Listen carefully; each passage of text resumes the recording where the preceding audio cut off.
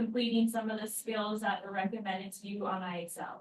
So that's why you need to do the diagnostic tests, because until you have that, I can't really give you credit for any of the work. Like, you need to have those recommended skills so that you can do the recommended skills. And so until that's done, and really all it does is take time. Like, it's okay if you don't know how to do a certain problem, you think, hey, I don't know this yet.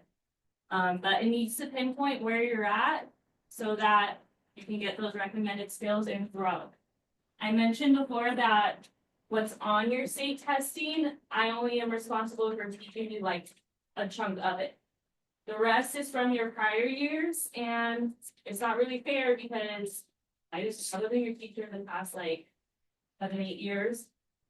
We need to meet you where you're at, and that's why we're using IXL to do that. I don't care what your overall level is right now, we're gonna grow it. So that way you have a better chance of doing the applying your math skills, that and the justifying I try to help you with, but you need to have some math skills, right, and then do that. So on Friday, you got this paper, you were supposed to pick it up. If you weren't here or you didn't grab it for some reason, you can grab it from the bin. Once you have your initial levels, let me see if I have a picture in here. You can put those scores in that first column. So where it says initial levels from the diagnostic test, you can put that in that column. And then this week you'll work to, well, really every week you should work to it to increase it, but are you gonna see me anxiety when you almost around really often? Gotta chill for a second. But every week, ideally you'd be working on it on your own for extra credit and keeping track of those scores. So as you are keeping track of those scores and writing them on here, you can upload it to Schoology. I'll tell you where to find that.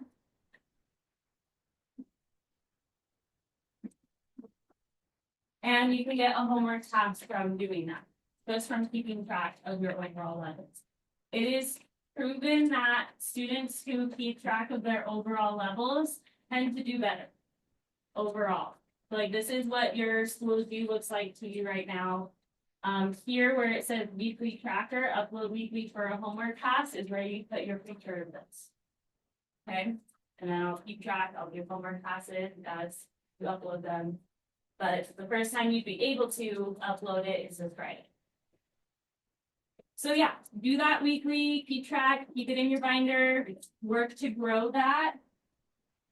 For the most part, you working to grow those levels will be extra credit, and any of those recommended skills you do will be uploaded here in where it says extra credit opportunity, ACT Aspire Prep. But this week, and you can see on the calendar, I'm carving out time to do those IXL skills. So on days that it's required in class that you do a certain amount of IXL skills, if you don't do them, it will go in as missing. And it will hurt your project grade. That's where we're putting it. The project category, you know, is 20% of your grade. And it can have a big effect on you if you don't have a good grade in that category. This semester, we have our 3 binder checks going in that category. And then any ACT Aspire Prep will also go in there. So, I mean, you can kind of think about it yourself. It ends up being a bigger chunk of your grade than some of the other stuff I assign when it's a project grade.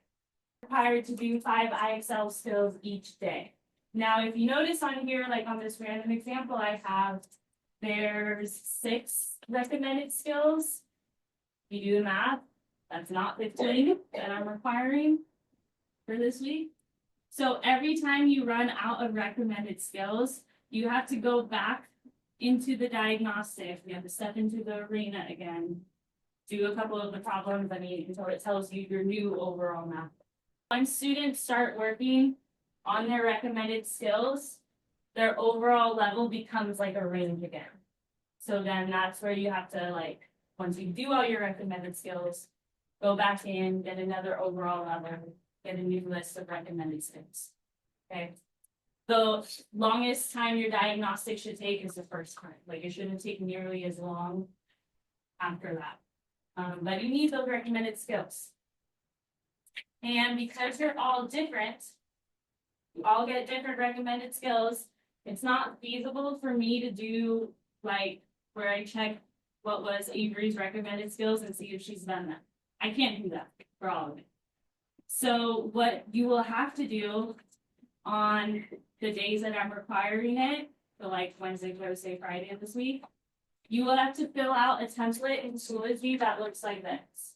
I try to make it really user friendly so that you can't really get it wrong. But I'll show you this one.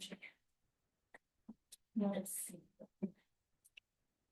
All right, so you see in this week's folder, you can also see it on the side too, but you have a different assignment for each day.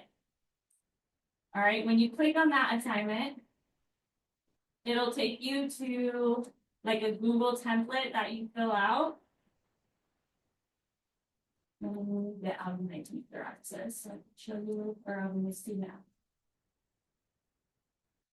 But it'll take you to a template that you can fill out, and it has in that template examples of what you should be submitting to me.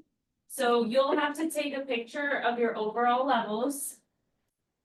Show me with the recommended skills showing. So like click this little arrow so that I could see what skills were recommended to you. And you're gonna put that here where it says your screen shot. I don't have another example of the skill showing, so when someone sends that to me, I'll update this. But you put your screenshot there. And then however many skills you do, like maybe you didn't get all 5, whatever your 3 that you did that day, you'll follow these steps to get a screenshot that looks similar to this. That shows me your name. That shows me the skills that you did. I'll see that it matches your recommended skills and shows me that you got high enough on them. So the blue ribbon, I think, is a 80 or higher. And then also when you did them. So that timestamp doesn't say February 12th, then it's not counting for February 12th. All right, however many you do on February 12th, I'm going to count and put it in as 1 point each. And then you're putting that screenshot here, where it says your screenshot. So is everyone with me so far on those instructions? Now, there is extra credit attached to doing IXL when it's not required. So like Wednesday, Thursday, and Friday, I'm requiring it. If you work on it any other time, it'll be extra credit. But it'll only be half a point extra credit. So here it is. That outlines that. For every time that you do a skill outside of where it's required, you get half a point extra credits in the project category. So with that being said, if you were to only do, let's see what I have written in here, 2 out of the 5 skills that were required on one of the days, you'd have to do 6 additional skills on a different day to make it up. So it ends up that you're having to do like double as much if you're not using your time wisely on that day. Does that make sense? Some of the skills take students just a little bit of time to do.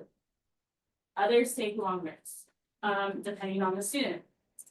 The IXL does take into consideration how fast you are at answering the questions.